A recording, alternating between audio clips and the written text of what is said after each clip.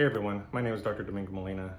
I'm an orthopedic surgeon and I will be shooting a series of videos over the next couple of months to give a preview of the advanced spine kit that I will be bringing to Springfield, Ohio and the surrounding areas. In this video in particular, we're discussing the lumbar disc replacement from ActivL called the ActivL lumbar disc replacement. Its motion spring technology is sought after by patients who don't wish to have a fusion for herniated discs or bulging discs or worn out discs. So we'll discuss a little bit about its indications, and more importantly in this video we'll talk about the implant itself. I'll give you a more close-up view of it and talk a little bit about its material properties and the flexion, extension, and translation that it achieves.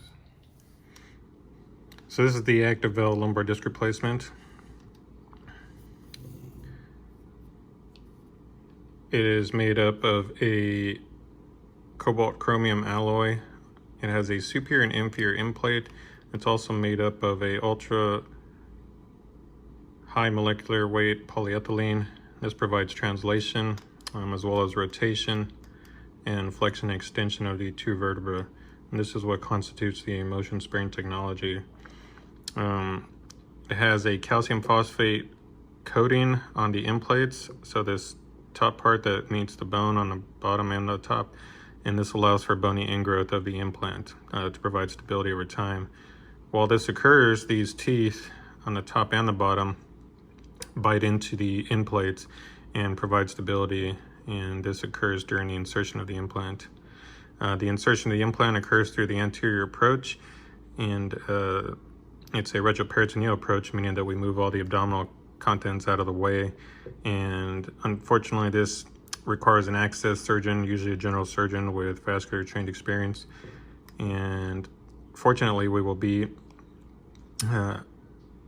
able to have an access surgeon in Springfield, Ohio, so we'll be able to bring this technology to Springfield, Ohio and the surrounding areas. And so another question a lot of people ask is, well, what are the contraindications? Is a lumbar disc replacement for me?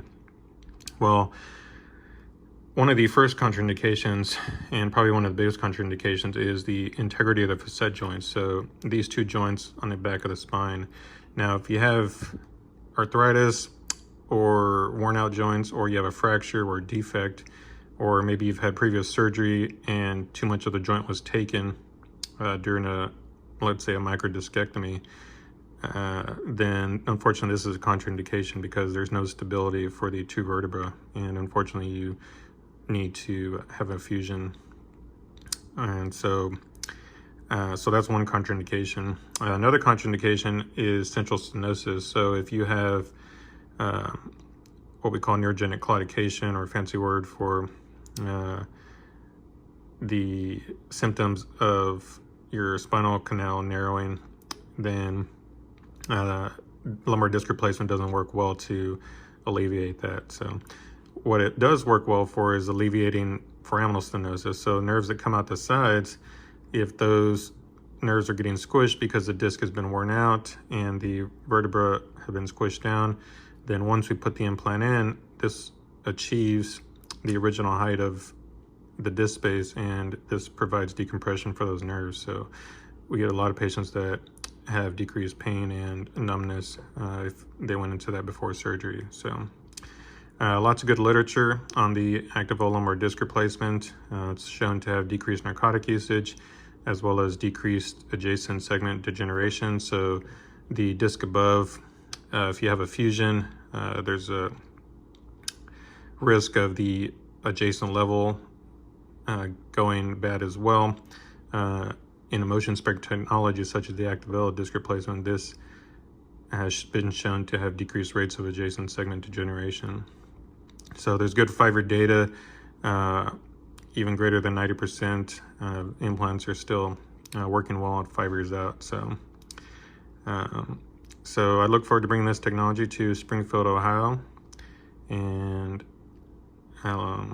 hope to do more disc replacements. We'll be shooting a video on the cervical disc replacement as well, so you can see what that implant looks like and the materials that it's made out of. So stay tuned for that. Well, that wraps up our video on lumbar disc replacement. I hope you all enjoyed watching this video. If you have any comments or questions, feel free to please leave them in the comment box and I'll respond as soon as possible. Feel free to click the email button link and that'll shoot you to my email address, and I'd love to hear from you all. Stay tuned for our website coming up in the next month or so.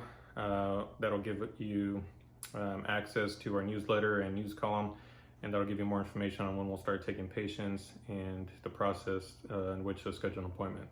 So lots of good things coming to Springfield, Ohio, and look forward to meeting everybody.